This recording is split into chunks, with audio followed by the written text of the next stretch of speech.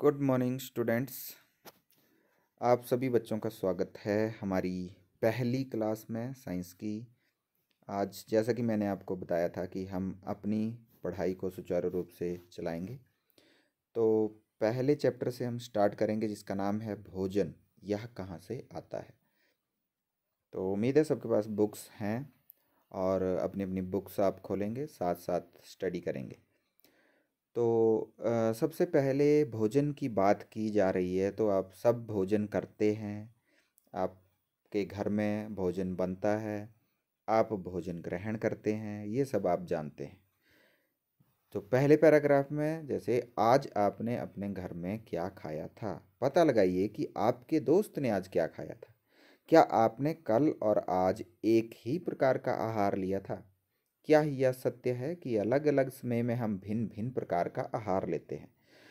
तो इतना तो आपको पता ही है कि आज आपने क्या खाया है, ठीक है। तो कल क्या खाया था? कोशिश करिए कि जो आपके आसपास आपके दोस्त हैं उनसे पूछिए कि आपने क्या खाया था। तो ये जानने का मकसद क्या है कि आपको ये पता होना चाहिए कि हम भिन्न प्रकार के आहार लेते हैं, लेकिन जो हमारे यहाँ पर नज़दीक में जो भी लोग रहते हैं उनके आहार के मुख्य अवयव वही हैं जो हमारे आहार के होते हैं, लेकिन हर समय हम एक ही प्रकार का भोजन नहीं करते। अलग अलग प्रकार के भोजन हम लेते हैं अलग अलग समय में, ठीक है। तो ये भोजन हम क्यों लेते हैं? ताकि हमें ऊर्जा मिल सके। सबसे ज़रूरी बात कि भोजन हम इसलिए लेते हैं ताकि हमें काम करने के लिए ऊर्जा मिल सके। साथ ही जब आप छोटे हैं तो आप बड़े होंगे, तो होंगे तो आपकी वृद्धि हो रही है और वृद्धि के लिए ज़रूरी है आप भोजन करें। जो अच्छा भोजन करता है उसकी ग्रोथ अच्छी होती है, जो भोजन अच्छा नहीं लेता उसकी ग्रोथ भी कम होती है। तो अच्छा भोजन ग्रहण करना, भिन्न भिन्न प्रकार के भोजन ग्रहण करना अति आवश्यक होता है। इसके बारे में हम अगले चैप्टर में बात करेंगे कि ऐसा क्यों है। इस चैप्टर में हम ये जानने का प्रयास करेंगे कि हम हमारे भोजन में जो हम भोजन ग्रहण कर रहे हैं उसमें भिन्न प्रकार का भोजन कहाँ से आता है, किस किस प्रकार का वह होता है।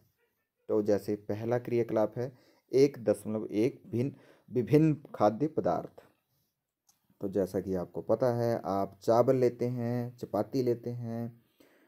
कुछ बच्चे मांसाहारी भी होते, फैमिलीज मांसाहारी हैं तो वो मछली मांस भी खा लेते हैं।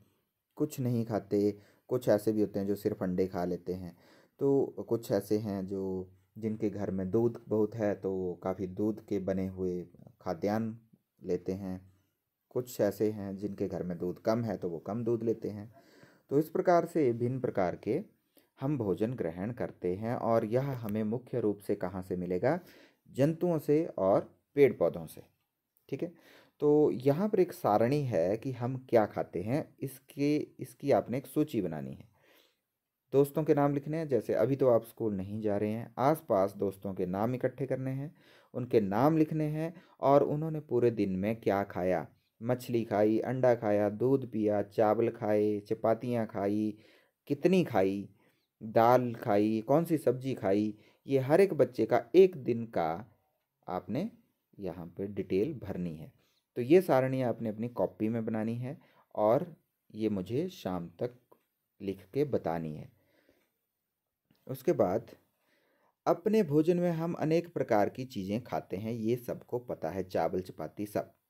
लेकिन वो जो हम भोजन ले रहे हैं वो हम कच्चा ग्रहण नहीं करते, उसे बनाया जाता है पहले। जैसे चावल को उबाला जाता है। तो भोजन बनाने के लिए हमें क्या क्या पदार्थ चाहिए? जैसे दाल बना रहे हैं तो दाल के लिए एक तो दाल चाहिए, साथ में पानी चाहिए, उसमें डालने के लिए तड़का लगता है, जैसे तो तड़के में डालने के लिए तेल चाहिए, हल्दी, नमक, मिर्च। ये सब जो चीज़ें, जो पदार्थ हम भोजन को तैयार करने में यूज़ कर रहे हैं, उपयोग में ला रहे हैं, या जिन पदार्थों की आवश्यकता है उस भोजन को बनाने के लिए, वह पदार्थ उस भोजन के संघटक कहे जाते हैं, ठीक है। तो प्रश्न यहाँ पर होता है कि भोजन बनाने के लिए तैयार जो भोजन तैयार करने के लिए जिन पदार्थों की आवश्यकता होती है उन्हें संघटक कहा जाता है। क्या कहा जाता है? संघटक। तो ये संघटक शब्द आपने याद करना है। ठीक है। दूसरी ओर कुछ भोजन तैयार करने के लिए हमें कई संघटकों की आवश्यकता होती है। यदि हम सब्जी बनाना चाहते हैं तो हमें अलग अलग प्रकार की कच्ची सब्जियां, नमक, मसाले, ये सब चाहिए। तो ये हमारा क्रियाकलाप नंबर 2 है, जिसमें आपने विभिन्न प्रकार की सामग्रियां लिखनी है विभिन्न प्रकार के खाद्य पदार्थों को तैयार करने के लिए। जैसे यहाँ पर है, रोटी चपाती तैयार करने के लिए आटा और पानी चाहिए। दाल को तैयार करने के लिए ये विभिन्न प्रकार की कच्ची सामग्री, यानी ये जो हैं ये संघटक हैं।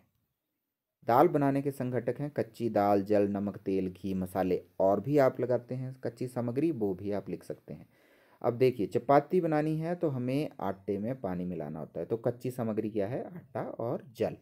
इसी प्रकार चावल बनाने के लिए आपने क्या यूज़ करते हैं, वो यहाँ चावल लिखना है और यहाँ उसमें प्रयोग होने वाली सामग्री लिखनी है।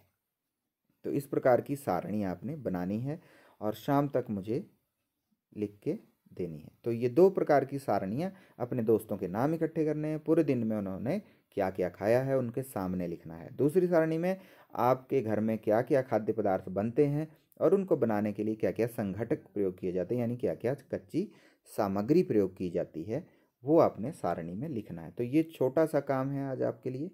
क्या सीखा हमने? कि हम विभिन्न प्रकार का भोजन ग्रहण करते हैं, एक ही प्रकार का भोजन ग्रहण नहीं करते। जब आप ये सूचियाँ दोनों बना लेंगे तो आपको पता चलेगा कि आपके दोस्त जो हैं वो कुछ अलग उन्होंने खाया है, आपने कुछ अलग खाया है, लेकिन ओवरऑल हमारे एरिया में एक ही प्रकार का भोजन बनता है। ठीक है। हाँ, सब्जी आज आपने कुछ खाई है, आपके दोस्तों ने कुछ खाई है, और कुछ दोस्त ऐसे होंगे जिन्होंने वही खाद्यान्न खाए जो आपने खाए हैं। ठीक है। और उनको बनाने के लिए जो हम पदार्थ प्रयोग में लाते हैं उन्हें संघटक कहा जाता है। तो ये संघटक शब्द आपने याद करना है। तो इतना सा काम है आप लोगों के लिए, ज़्यादा हम नहीं पढ़ेंगे। अच्छे से समझो कि हम क्या किसके बारे में पढ़ रहे हैं, भोजन के बारे में। भोजन कहाँ से मिल रहा है हमें, किस किस प्रकार का हम भोजन खा रहे हैं, और उस भोजन को बनाने के लिए क्या क्या कच्ची सामग्री प्रयोग में लाई जा रही है, ये हम जानने का प्रयास करेंगे।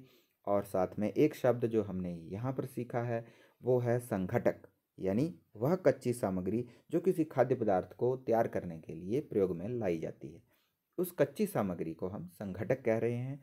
ये आपने सीखा है। ठीक है। तो जल्दी से जल्दी आप इस सारणी को बनाओ और मुझे भेजो। शाम तक सबके आंसर शीट्स मुझे व्हाट्सएप पे मिल जानी चाहिए। Okay, thank you. कोई क्वेश्चन होगा आपका तो व्हाट्सएप पे मैसेज कर सकते हैं या फ़ोन कर सकते हैं आप मुझे। ओके।